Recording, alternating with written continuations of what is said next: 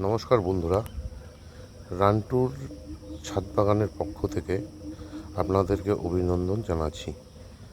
আমি আজ আমার যে ছাদের উপর দুটি কামিনী গাছ আছে, সেই কামিনী দুটি গাছের এত সুন্দর ফুল ফুটেছে এবং এই কামিনী গাছটিকে কী করে আমি পরিচর্যা করি সেটাই আপনাদের সামনে এখন তুলে ধরব।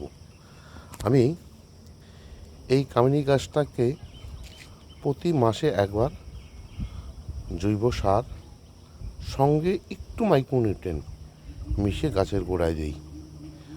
আর সামান্য কিছু পরিচর্যা লাগে না। মাসে একবার ফাঙ্গিসাইড, মাসে একবার কীটনাশক স্প্রে করি। এছাড়া আর বিশেষ কিছু যত্ন লাগে না। তাতেই দেখুন আমার ছাদের এই কামিনী ফুলের গাছটি কি সহজ এবং সরলভাবে কি সুন্দর ফুল ফুটেছে।